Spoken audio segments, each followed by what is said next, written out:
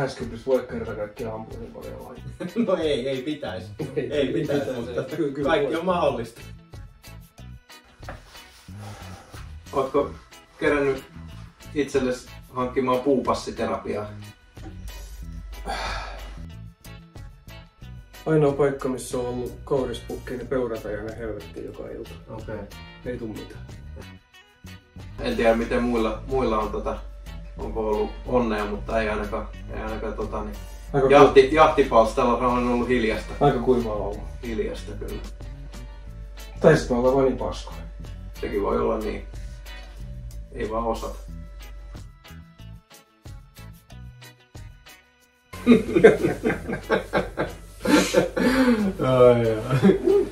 Joo, sit voitais ottaa tästä ideasta. Joo.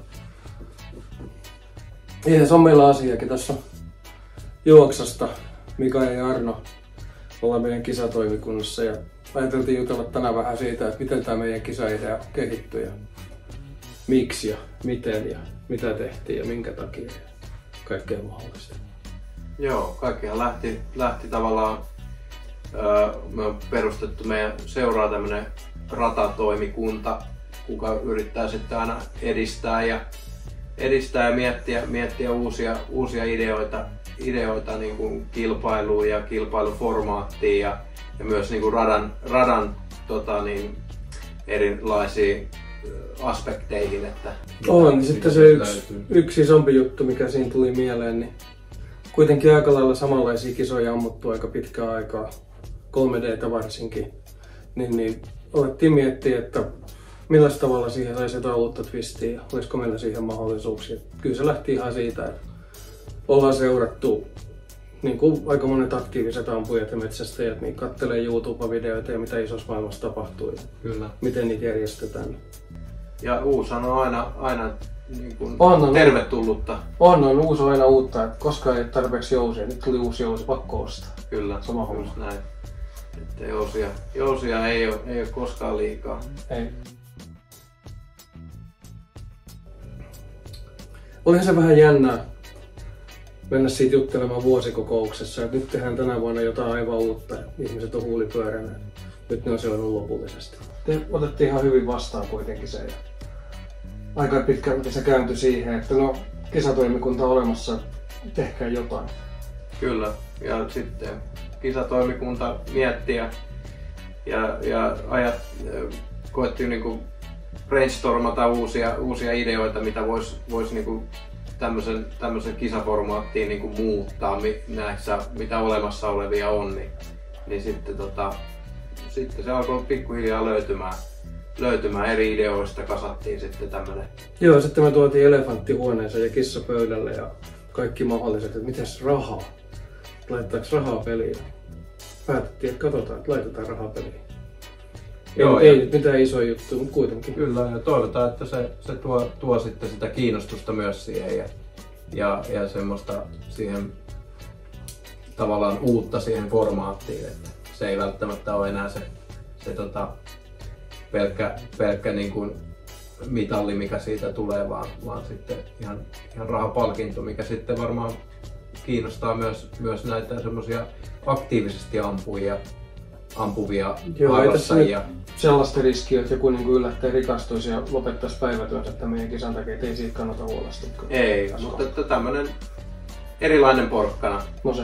Porkkana siihen kilpailemiseen. Ja Keppihän siinä tulee yleensä aina, kun ei osu mihinkään. Joo. Sitten me mietittiin noita, miten se kisa vedetään läpi, millaisia säännöillä. Ja kyllä me ollaan kaikki katsottu videoita Jenkkilän kisoista ja taulukisoista ja näistä Euroopan kisoista, IFAn kisoista ja World kisoista, niin maastokisoista on ollut todella vähän materiaalia itseasiassa verkossa. Maailmancupin tasoisia maastoammunnan kisoja toki löytyy, mutta sitten niinku tommosella pienemmällä tasolla ei löydy kauheasti. Kyllä. Ja luettiin sääntöjä läpi, katsottiin sitä IFAn raamattua, mikä on toista 100 sivua pitkälti ja World vielä enemmän. Ja sitten katsottiin ASA-sääntöjä ja SJML-sääntöjä. Kyllähän nämä meidän säädöt aika pitkälti noudattelee ASA-sääntöjä, kun se on kuitenkin nyt tällä hetkellä ehkä maailman suosituin 3D-kappi, mitä ammutaan. Sekä tason että kaiken osalta. Kyllä. Ja myös varmaan eniten esillä niin kuin, sosiaalisessa mediassa ja kanavissa. Joo, kaikki talja-ampujat yrittää löytää sisällä Levi Morganin jostain. Heikolla menestyksellä yleensä. Joo. Nämä on hyvin yksinkertaiset säännöt, niistä poistettiin ne suurimmat amerikkalaisuudet ja lisättiin hiukan mitä itse nähtiin täällä tarpeelliseksi sillä. Kyllä. Joo, niin sitten tasapuolisuuden nimessä on päätetty seuran sisällä sitten, että seuralaiset voivat ampua ja osallistua maastokisaan, mutta eivät osallistu sitten finaaliin. Eli tässä haluttiin vaan olla sitten niinku fair game. No on se vähän silleen jo, että jos on niinku meistäkin on molemmat ampunut rataa vuosikausi, niin se on aivan sama minne se ne lukan ja tolpan laittaa, kun sen maaston musta ulkoa se on melkein. Kyllä, eli se ei niinku, se antaa niinku mun mielestä ainakin liian paljon tasoitusta ja tavallaan hieman etulyöntiaseman siihen lähtöön, niin sen takia on mun mielestä erittäin hyvä. Joo, ja sitten kun tehdään eka kertaa tällainen kisa ja laitetaan vähän rahapalkintojakin ja muuta ja sitten niinku oman seuran kaverit kahmiin, niin ei sinne niinku, ei se varmaan rohkaise tulemaan käymään sen jälkeen. No joo, ja se vähän vaikuttais niinku... Tai vähän.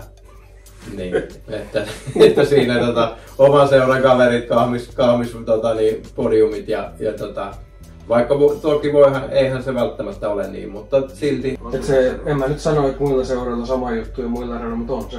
Kyllä se aina on, että se maaston tuntemus on varmaan se isoin asia siinä.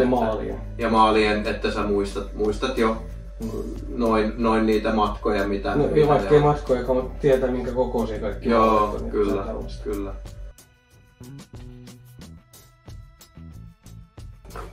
Se on vähän niinku voi. Niin, totta. Ja tietysti sitten, että miten eri luokat sitten suhtautuu ja kun on eri luokkia ja nyt on karsittu luokkia myös vähän pois siitä, että ei ole jokaiselle sitä omaa luokkaa välttämättä löydy. Joo, tuon vaistopuolella varsinkin kun luettiin eri liittoja ja sääntöjä, niin jotenkin jos olet vähän karrikoin, niin tuntuu siltä, että jos Jouse maalaa vihreän raidan ja niin sitten siihen puhaltaa siihen keskiyöllä siihen toiseen lapaan, niin se siirtyy toiseen luokkaan se Jouse. Kyllä. Se on taljassakin ihan sama juttu. Annat hyvälle, oikein kovalle ampujalle minkä tahansa talja ja se vähän aikaa sillä ampuu, niin kyllä se sen kanssa ampuu hyvin. Ja kyllä se on melkein asia tuntematta ja nyt sitten kaikki vaistomiehet saa teurastaa tästä mielipiteestä, mutta jos on hyvä vaistoampuja, niin ei se väline nyt ihan hirveetä eroa siihen loppupeleissä tuossa 3D-hommassa tehdä. Joo, ei niin paljon, että niin kuin joku kokisi, että nyt ei ole mahdollisuutta. Ja sitten, noi useammat luokat, ei meillä olisi ollut edes varaa siihen suoraan sanottuna, kun annetaan tuollaisia palkintoja. Jos meillä olisi ollut 16 luokkaa ja kaikista annetaan palkinnot, niin ei meillä riitä budjetti tänä vuonna tuollaisen hommaan vielä.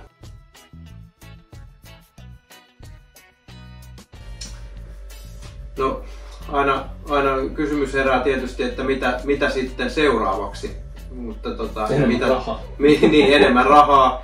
Tietysti pyritään että suosio kasvaa tämän tyyppisiin kilpailuihin ja sehän on helppo yhtälö, mitä enemmän osallistujia, sitä enemmän osallistujamaksuja ja sitä enemmän saadaan kerättyä siihen seuraavan vuoden kilpailuun sitten sitä rahaa ja pottia ja budjettia ja pystytään järjestämään se. Joo, meillä on seuratoiminnassa tärkeää se, että meillä on seurana sen verran rahaa, että pystytään pitämään rataa hyvin yllä ja siihen liittyviä toimintoja. Nytkin hankittiin uusi pallogrilli radalle, että saa grillata makkaraa. Kyllä, se on myös tärkeä osa harrastusta. On. Herranjestas, tähän voiko laihtuisi vahingossa multa. Kyllä. Mut joo, se, että niin kun, jos tästä kisasta jää ihmiselle hyvä maku suuhun ja on tiukka kisa ja sitten niin kun, oikeastaan eka kertaa näissä Suomen 3D-kisoissa, mitä nyt tuossa vähän aikaa ammuttu, niin on tää maastokierros ja finaalisysteemi.